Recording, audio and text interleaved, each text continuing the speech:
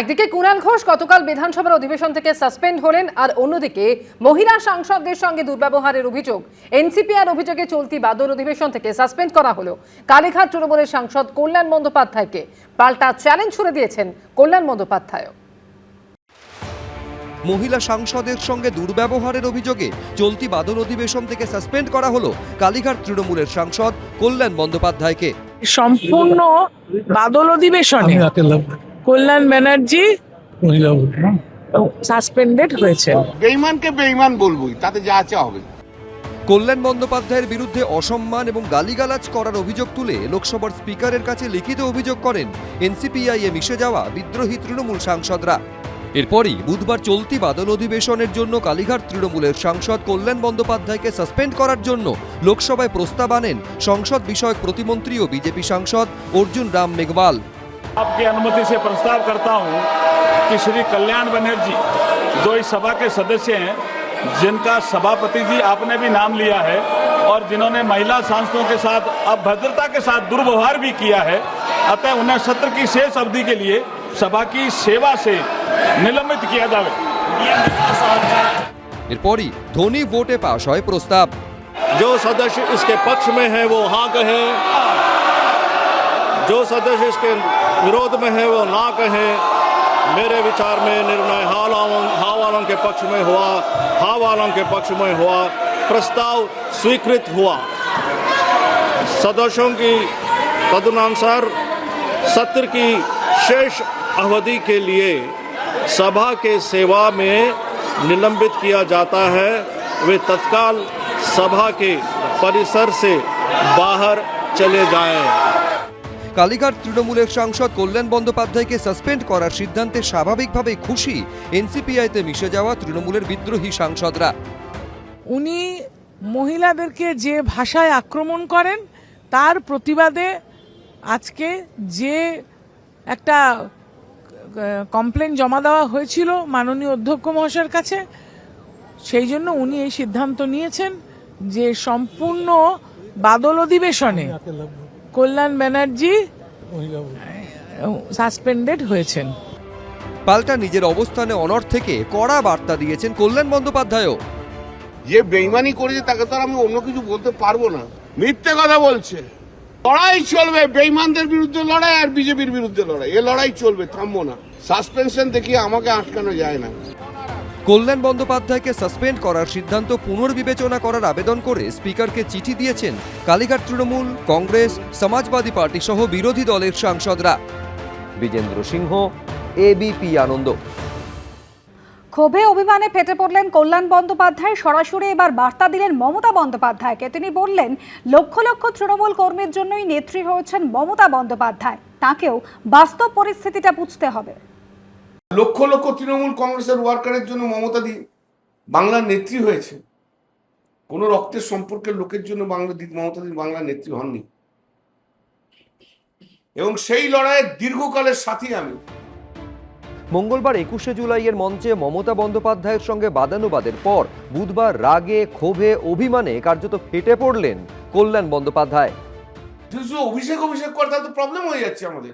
বাংলার মানুষ মমতা দির দিকেই তাকিয়ে আছে। মমতা দির জন্য লড়াই করতে আমি প্রস্তুত আছি, কিন্তু দিদিকেও বুঝতে হবে বাস্তবটা কি।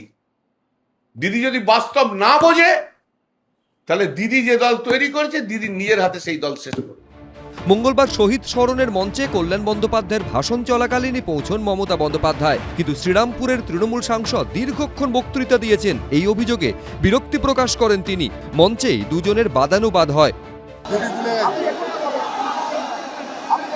নেত্রী মমতা বন্দ্যোপাধ্যায় মঞ্চে এসেছেন, অভিষেক আছে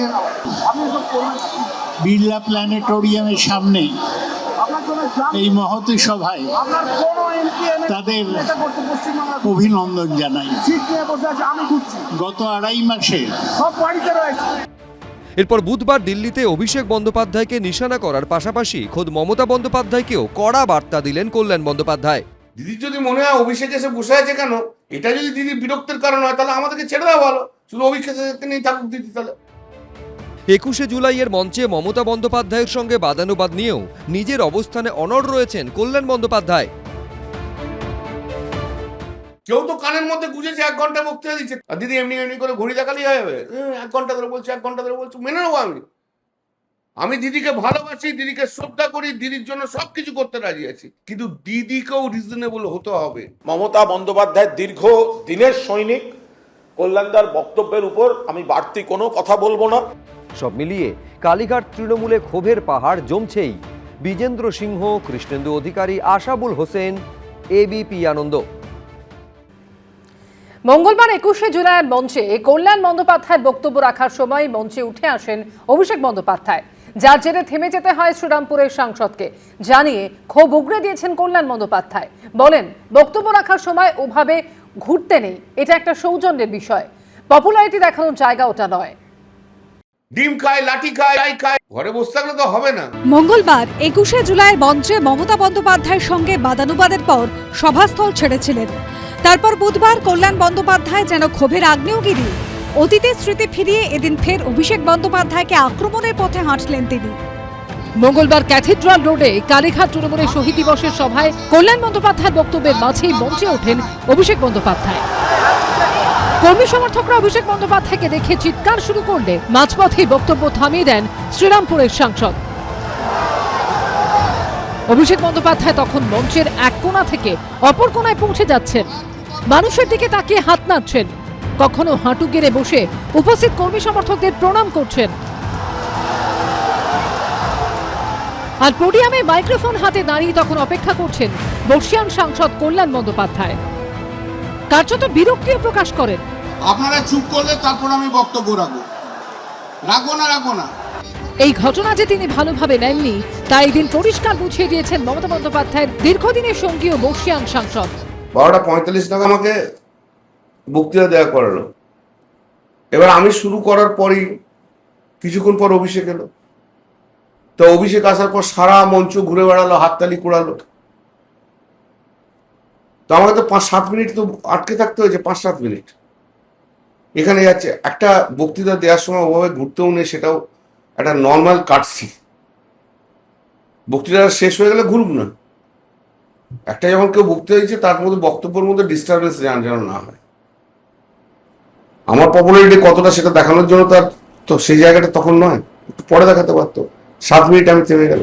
ভোটে ভরাডুবির পর আন্দোলন কোথায়, রাস্তায় কোথায়, এই প্রশ্ন তুলেও অভিষেক বন্দ্যোপাধ্যায়কে কার্যত চ্যালেঞ্জ ছুড়ে দিয়েছেন কল্যাণ বন্দ্যোপাধ্যায়। অভিষেক ব্যানার্জি কি করছে? শুধু নিজের বাড়ি আর কালীঘাট করলে তো হবে না, বেরোতে হবে ভাই। ডিম খায়, লাঠি খায়, ঝুল যাই খায়, গালাগাল খায়, এটা তো রাজনীতির অঙ্গ। ঘরে বসে থাকলে তো হবে না। কল্যাণদার কোনো উক্তি নিয়ে কোনো মন্তব্য করব না।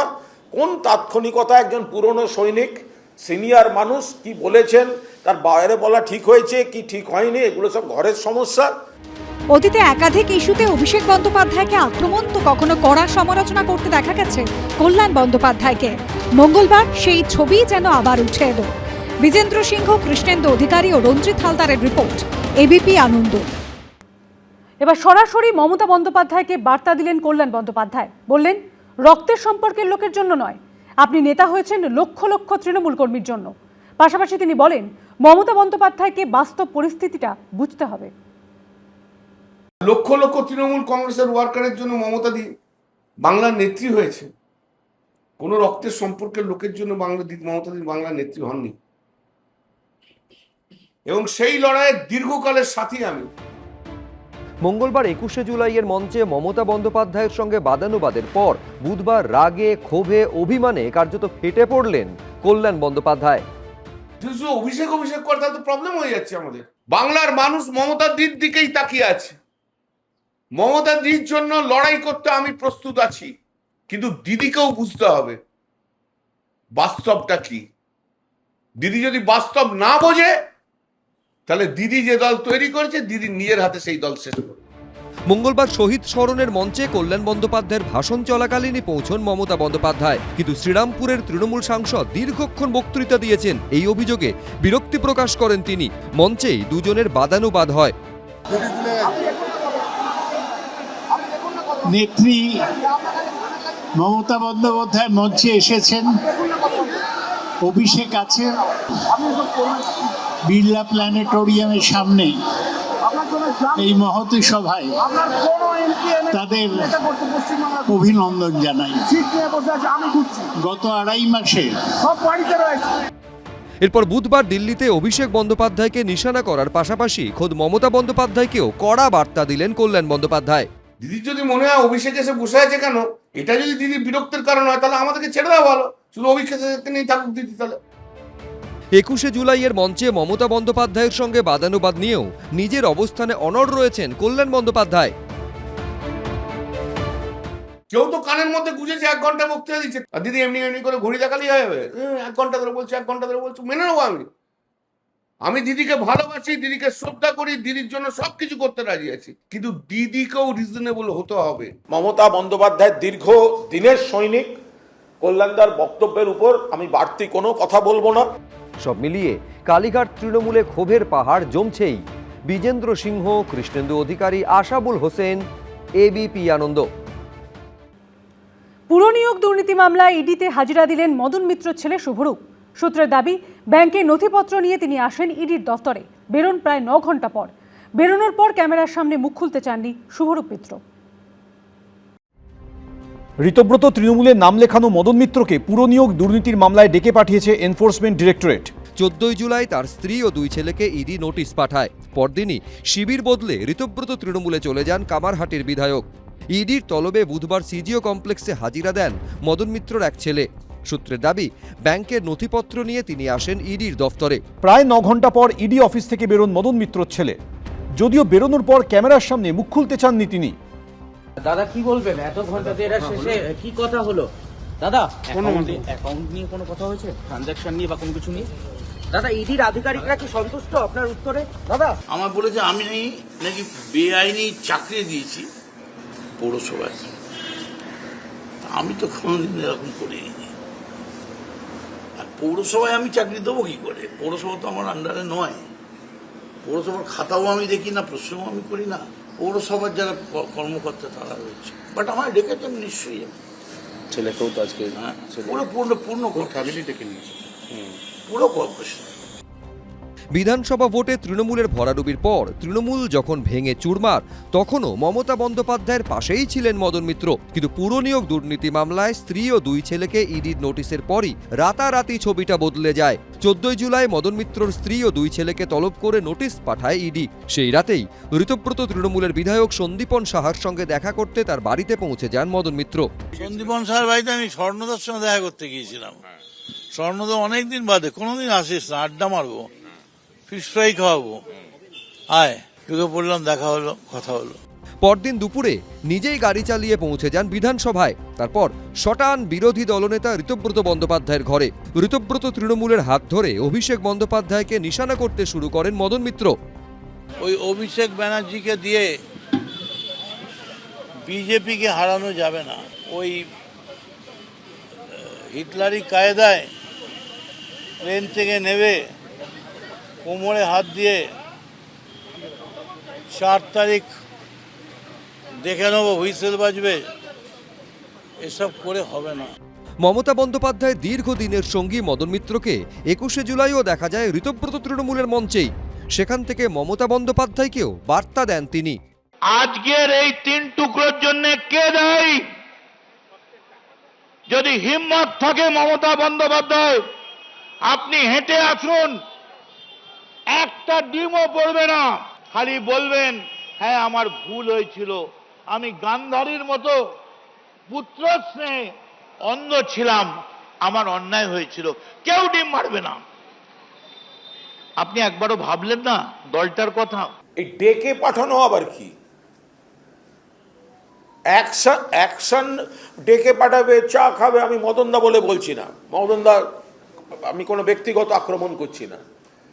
এইসব আইওয়াস ডেকে পাঠানোর কোনো মানে কি আছে? অভিযোগ থাকলে অ্যাকশন দেখবে লোকে। এই নিয়ে তীব্র কটাক্ষ করেছে বাম ও বিজেপি। মদন মিত্রর ছেলে এবং স্ত্রীকে সমন পাঠিয়েছে ইডি।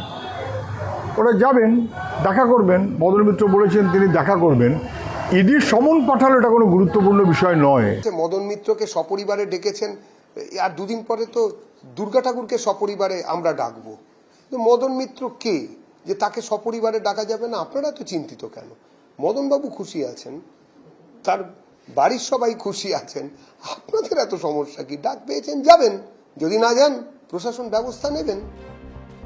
পুরনিয়োগ দুর্নীতি মামলায় গ্রেফতার হয়েছেন প্রাক্তন দমকল মন্ত্রী সুজিত বসু। এবার পুরনিয়োগ দুর্নীতির মামলায় মদন মিত্রকে ডেকেছে ইডি। আবির দত্ত, কৃষ্ণেন্দু অধিকারী, এবিপি আনন্দ। এবিপি আনন্দ, এগিয়ে থাকে, এগিয়ে রাখে।